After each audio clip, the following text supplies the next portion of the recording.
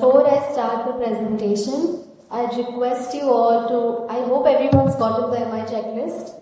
I request you all to fill it. I hope everyone knows how to do it. Yes, sir. Can someone please help, sir? Test on the circuit. I kindly request you all to fill it up and hand it over to the team with your name on it, so when you leave the center, you can take it with you with the scores and the results.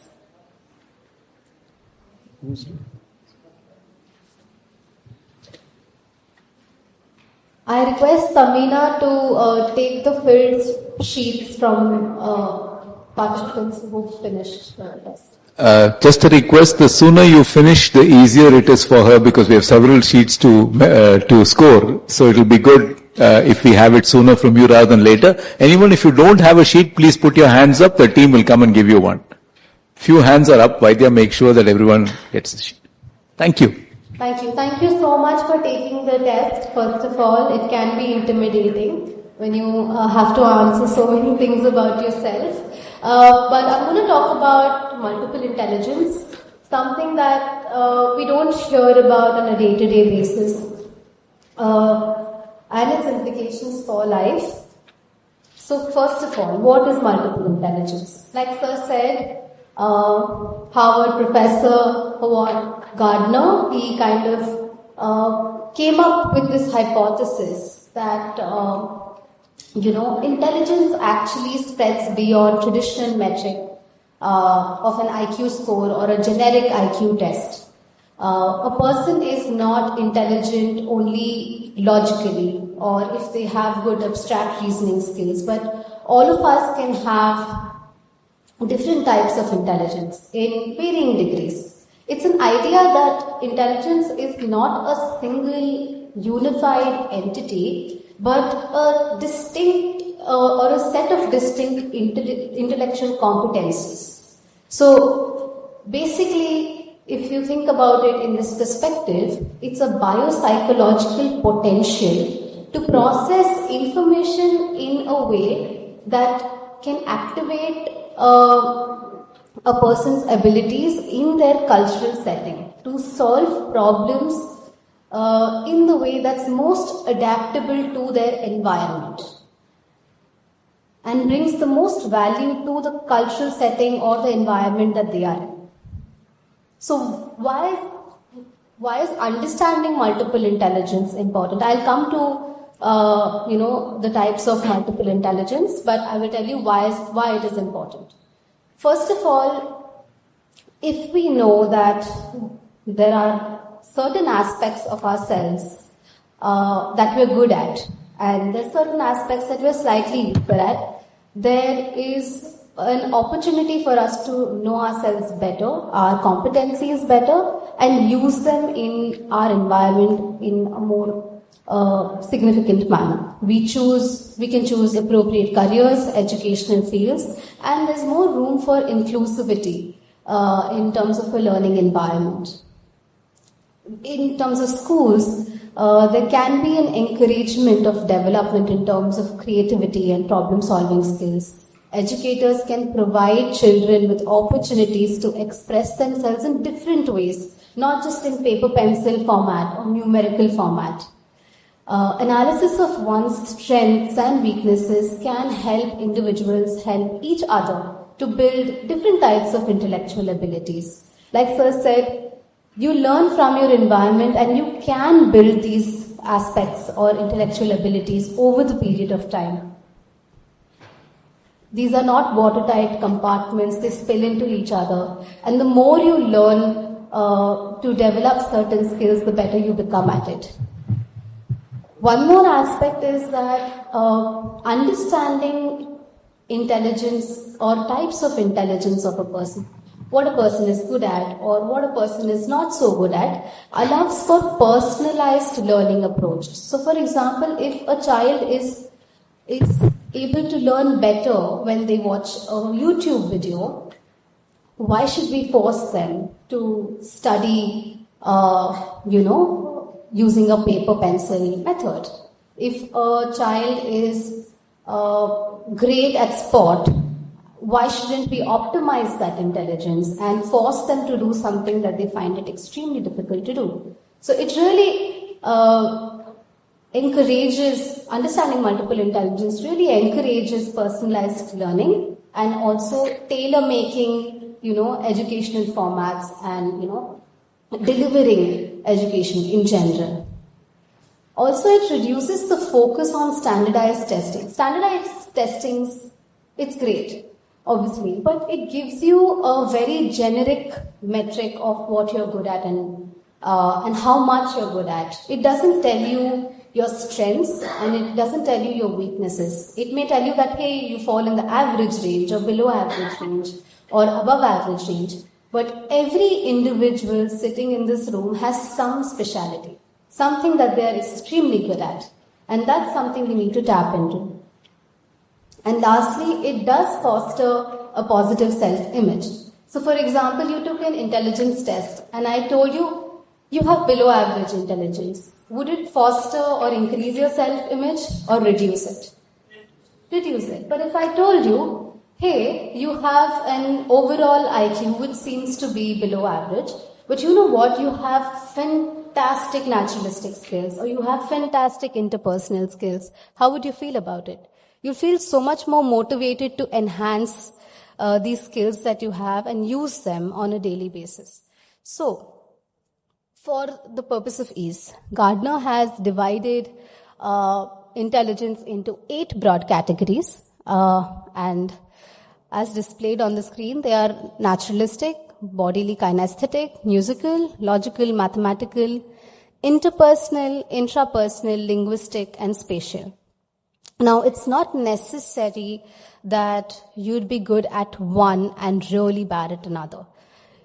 All of us have certain skills which we are really good at, which means that we will have some of the other intellectual factors that may kind of come behind the top 1 or 2 intellectual skills that we have. So the intelligence test you just took, the MI scale or the MI checklist that you just took will help you understand what are your top 4 or 5 intellectual abilities and what are the aspects that you are not so good at and which you can work on in the future.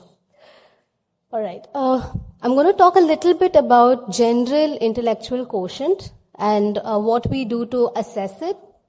So IQ basically stands for intelligence quotient, and IQ tests are tools that measure intellectual ability and potential.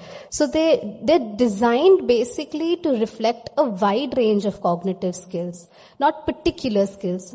So if you take an IQ test, you will know on a average how you're able to reason, use your logic, and solve problems. But in which method, you may not know using a IQ test. Certain tests that are used in clinical setting are WISC, WAIS, Wechsler's Adult Intelligence Scale, Binet-Carmot test, which is widely used in India. And for kids below the age of 5, we use the Bailey Scale of Infant Development.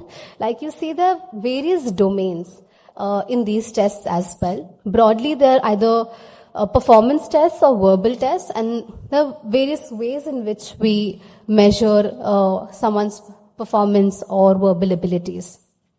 So, let's take a 1-minute IQ test and see how you perform.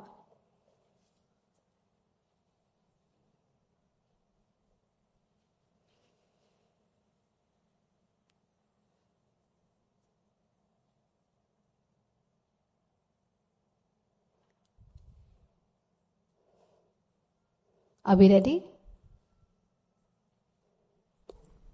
Okay, I want you all to all write your answers down somewhere, so there's no cheating.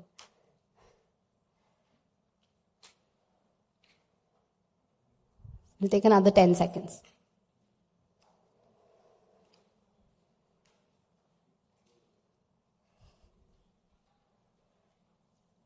Right. How many of you all got it right? Okay, I didn't get it right in the first go, so I agree. what kind of intelligence do you think answering a question like this would take? What do you need to be good at? Just two things. Observation, yes. Logical reasoning, rightly said by Sir. And there's one more, which may be surprising, but one more aspect of intelligence which is extremely important if you need to answer a question like this. Linguistic. If you don't know the language and if you don't know how to read between words, you will never be able to answer a question like this. So it's not just important for you to have logical reasoning, but you need to be able to understand language well, comprehend language well, and be able to solve a problem which is linguistically tied together. Another aspect of intelligence which most of us forget or neglect is emotional quotient or emotional intelligence. Like Sir rightly said, that your interpersonal or your emotional social intelligence takes you a long way. May not in your academics, but in your social life. So EQ, also referred as emotional intelligence, is the ability for you to understand, manage, use your own emotions in a positive way, and it also involves being able to understand other people's feelings and use those feelings to communicate and relate to others. So there are certain important components that we look into when we say, oh, this person may be really high on emotional intelligence or may have a high EQ. Say, for example, if the person is extremely empathetic and they're able to take someone's perspective easily, they're very self-aware of their own reactions, their own emotions, the things that they get triggered by, or they're very capable of regulating their emotions, able to respond and not react, or they have very healthy ways of communicating with their environment about their emotions, and take feedback from the environment as well, and make decisions by looking at people's perspective. All of it together is a sign of emotional intelligence, and it definitely takes you one notch higher in your ability to deal with the environment, regardless of what your IQ scores are. So before I finish, I would say that there are certain populations that have special kind of intelligence. Like you see on the NPC curve, that at the fringe, you will find there are only 0.01% people in the world who are profoundly gifted. And they have their own peculiarities. But like mentioned before, there are multiple reasons to it. It could be genetic, it could be the structure of their brain, it could be the environment that they grew up in. But there are very, very few people who are profoundly gifted. And then there are people who are gifted, a little bit more able. And some who have high average intelligence. So it's distributed in such a way that most of us fall in the average category if you take an IQ test. But there is a population called the neurodivergence. This includes anything from an ADHD or a child who is on the autism spectrum. So they may not have special intelligence, but they may have features of their condition that enhance their performance or enhance their ability to adapt in their environment. On the autism spectrum, we have a group called the Savant syndrome. This is a rare condition wherein a person with generally less than normal intelligence, or sometimes even severely impaired or limited emotional range, have prodigious intellectual gifts in a specific area. So if you take a child and you take an IQ assessment, a savant kid, and you take an IQ assessment, they may fall under below average category, but they may have excellent verbal skills that they may write poetries, or they may write amazing essays that even an adult can't write. So there are certain kids who are able to perform certain skills better, and just identifying that and not bracketing them into low IQ range or bracketing them into less intelligent really helps with their growth, really helps them be integrated in the society as a whole. Also helps, their parents treat them better, or their parents to help them navigate the world better for them. Giftedness is an innate ability to both detect and comprehend the world in a complex way that differs significantly from age-expected norms. Sometimes they may, skip 2-3 classes and go ahead, but we have to remember that even gifted children have certain peculiarities.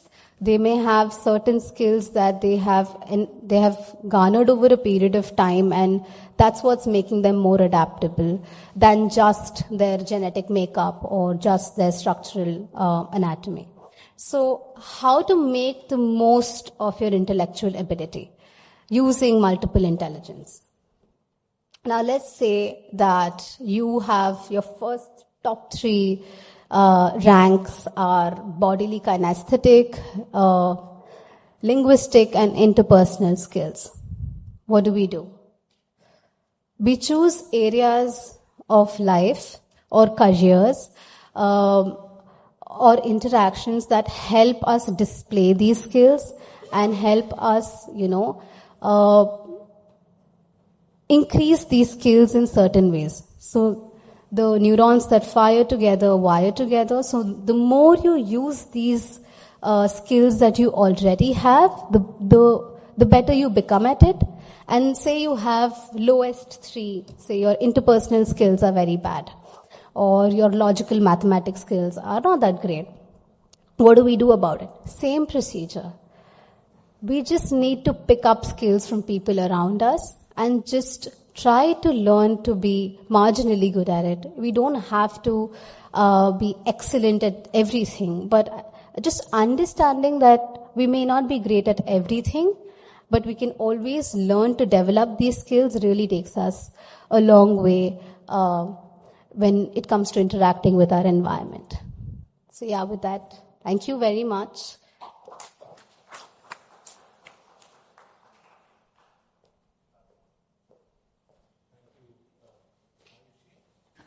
Before I open for questions, I'll tell you another little story. There's a young chap who's worked with us from the time he was about 9 years old. He's now about 18. And in his case, this has become so relevant. That's why I'm telling you the story. He has both ADHD and dyslexia. He's worked with Vivek, with brain stimulation and other techniques like that. He's worked with our psychology team over the years. And we are talking about a 9-year story. He was in school when he started with us. He's just got into college and finished his first year of college.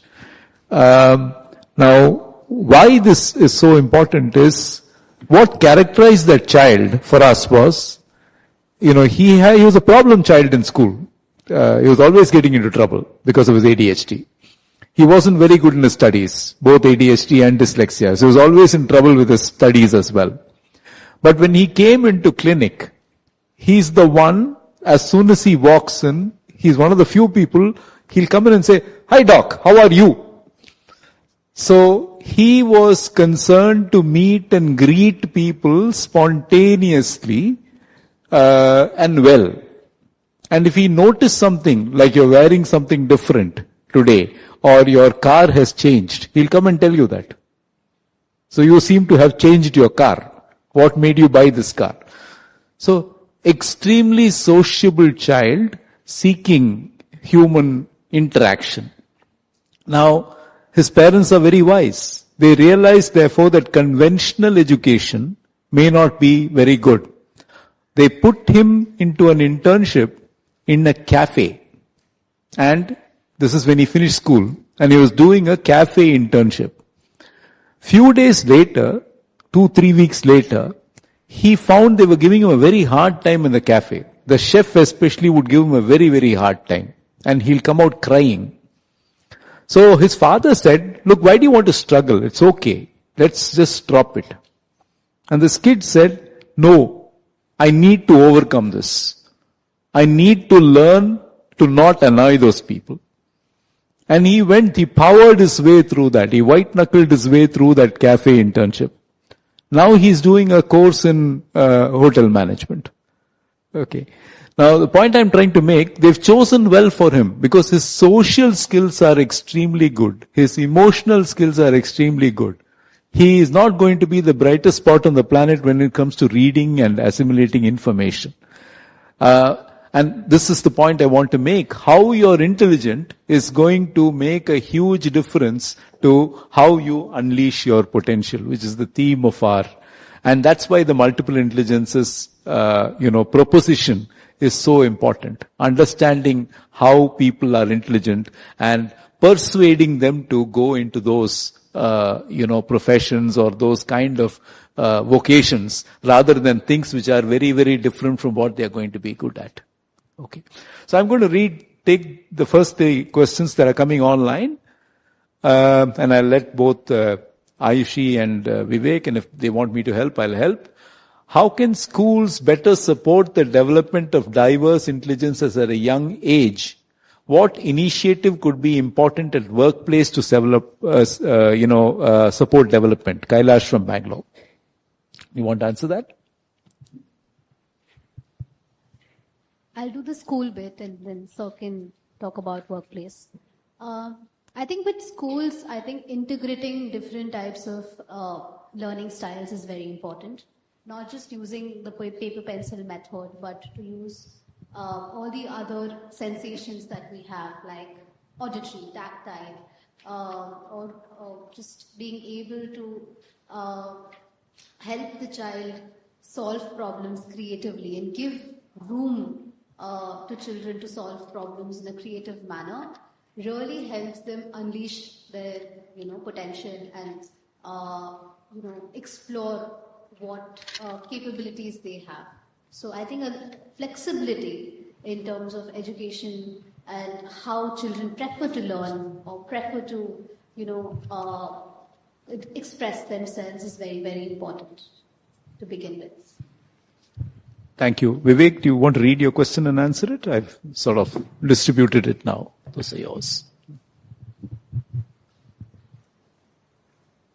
So, one of the first question was what's the impact do neurological disorders have on intelligence and how they can be managed?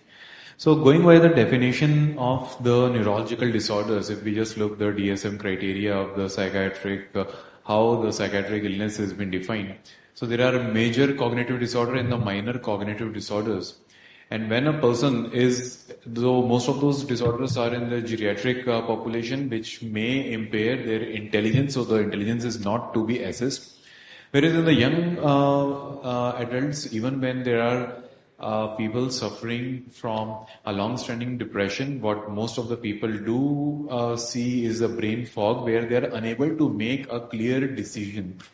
In fact, in one of the intelligences, so if we are now looking just the intelligence, there are the different criteria, what we call as the intellectual disability, where previously it was known as the mental retardation, though it is very stigmatizing. So now the word is being the intellectual disability. So we said, so those people who have underwent a formal intelligence testing, what Ayushi mentioned, like the WIS and WISC. So obviously those disorders do impact on the intelligence per se, but there are disorders which, like the lower intelligence is a byproduct of it, not this. So again, I think what Aishi was trying to emphasize, that even on a traditional test, if you don't score very well, you may actually have life intelligences that can be put to very good use, like the example I just gave you. So I think it's very important not just to think about the traditional test or about a diagnosis. It's very important to also think about, in a practical way, how is this person? I'm going to request you to put your hand up if you have a question from the floor so that the mics can get to you while we take one more question online.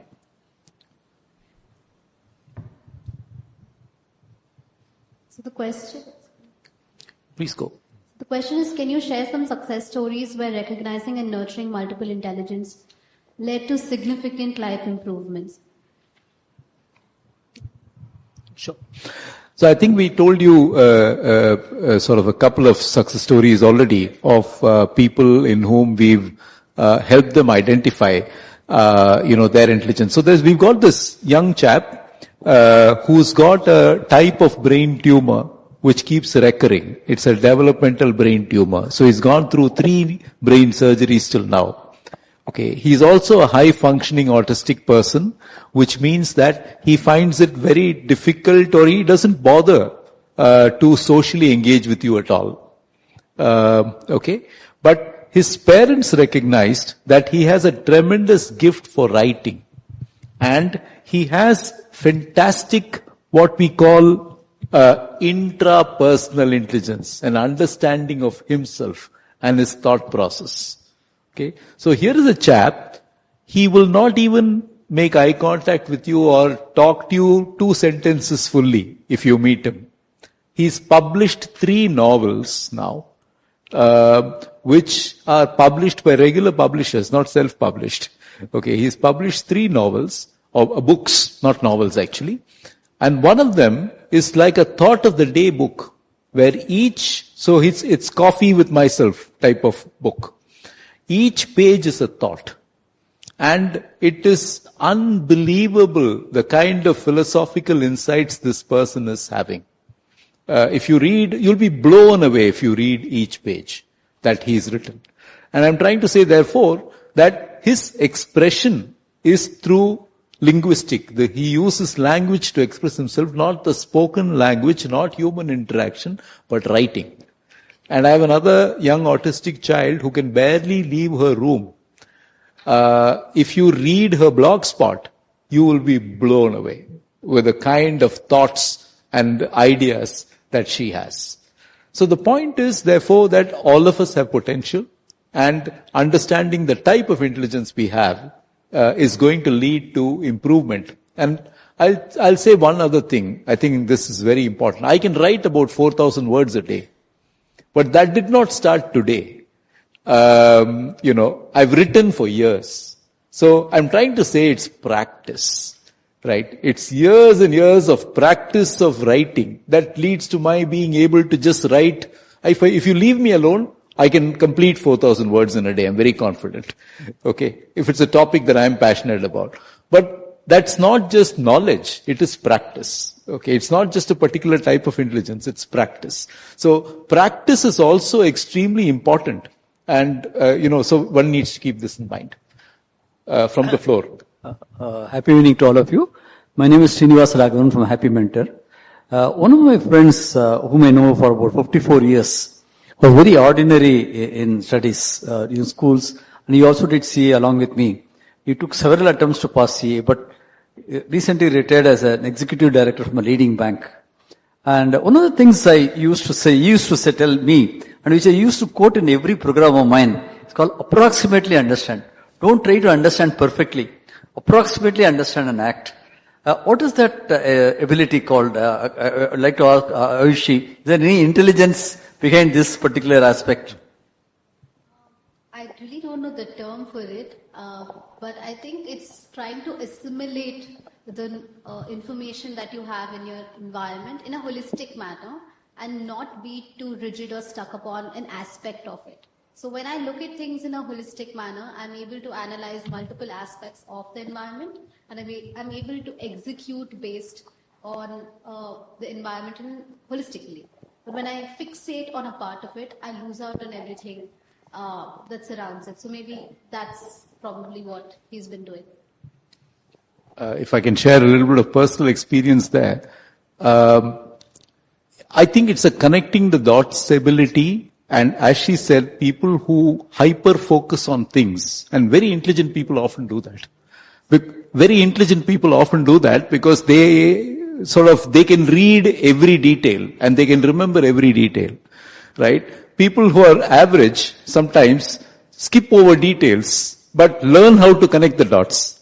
Just the 3 to 4 things that matter. And I think that might explain your friend's success, because he probably is a good problem solver, because that's why you become an executive director of a large bank.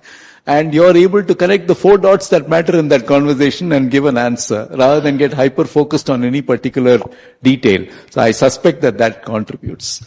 I'll let Vivek read and answer a question.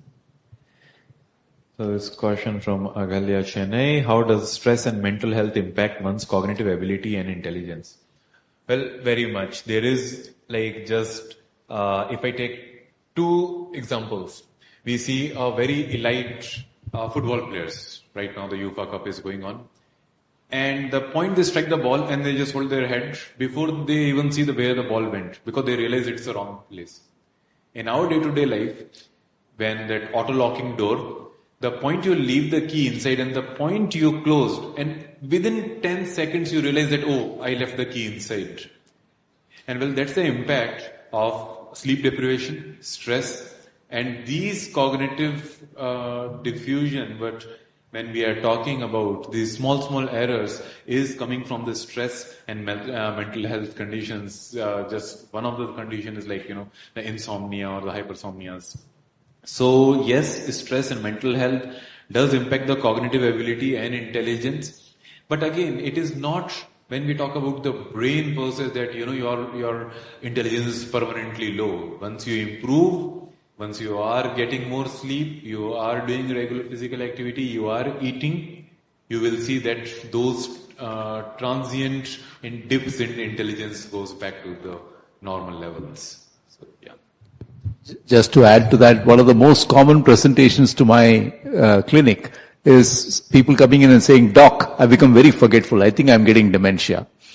And these are sort of people doing very well in their life and careers and have no business getting demented.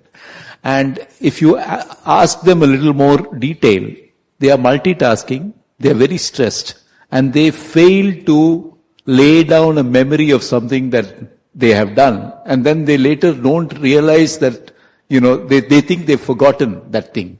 Whereas in fact, they did not pay attention enough to lay that memory down. So this typically happens, for example, when you park your car. Okay, your mind is busy, you go park it somewhere, you don't pay attention to where you're parking it, say in a mall, right? And then you're all at sea trying to find out which level you parked it, where you parked it, and you can't find your car. Right? And this is all to do with not that you're getting dementia, you're sort of losing your memory. It's got to do with you didn't pay attention. Your mind was too preoccupied at that time. So this stress does that to you. This question says, what role does emotional intelligence play in overall mental well-being? I think emotional intelligence plays the most important role, because you may be in whichever position in your life, if you know how to maintain good interpersonal relationships, how to communicate with the people around you, and how to kind of manage your own emotions, life becomes very, very easy. So before even understanding how intelligent or logically reasonable or linguistically amazing you are, understanding what my emotional quotient is, and how am I responding to my environment will definitely increase mental well-being once you start working on it. Additionally, we don't have to be extremely intelligent to be successful, but we have to be amazing communicators and social beings to be successful. So definitely enhancing your emotional quotient and working on it will increase your social, financial, and mental well-being. Thank you. From the floor. Happy evening, everyone. My question is with respect to the sheets which we have filled on the multiple intelligence tally sheet. There are a lot of preferences which we had mentioned, and I have circled around and counted the circle. If there is any benchmark for that circle, out of 10 kind of thing, or it's okay? No, the relevant is, can we change by practice and preferences, can we change that? Okay, so the question is, I have a certain rating today, can my rating change? Yes. Absolutely. So that's called aptitude. Aptitude is what are you naturally endowed with as a human being, and can you through learning and practice change what you're naturally endowed with? And the answer is absolutely yes. Of course, you'll do it better when you're young than as you get older. You look young, so I'm sure you'll be able to make the changes. So I think we're coming to the end of our time. I'm sorry to those who questions that have not been answered, but please feel free to write to care@buddhiclinic.com. care@buddhiclinic.com. We'll be very happy to answer questions to you on email.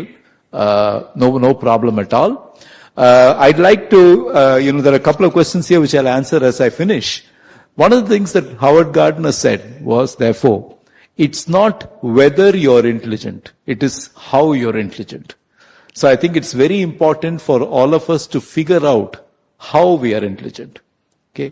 And one of the reasons why sometimes people discover themselves really in middle age is this, that they discover by then, going through the ups and downs of life, they discover how they are intelligent and what they can do in order to be a good contributor in society and feel validated. So it's never too late to discover how you're intelligent. It's very important to know how you're intelligent. I think certainly 20, 30 years ago, when people like me were growing up, the number of options were very few. And I think it's great for the young people today that you can pretty much want to be anything you want to be. Right? So, I mean, now if my 19-year-old now tells me I want to be a YouTuber, I don't turn a hair because I know there are YouTubers who are doing very, very well. Right? If I told my father I want to be a YouTuber, well, YouTube didn't exist, but, he would have lost all his hair in that one moment. Right? Because he didn't know what career I could follow. So I think people growing up in a wonderful generation where the world is so much more open, there are so many more options, and how you're intelligent becomes that much more relevant. And I think the final message, finding your potential may well follow finding your intelligence. So knowing the way in which your intelligent is probably the pathway to find your potential. I'm not talking about success. I'm talking about finding your potential. There is this wonderful concept in psychology. It's called self-actualization. And self-actualization means I'm very comfortable with who I am, what I am, where I am, and how I am at this point in time. And that really is also the answer to finding our potential. So I'm going to leave you with that thought. Once again, thank you to Group Captain Vijay Kumar and MMA for the opportunity. Thank you. And thank you for being a lovely audience.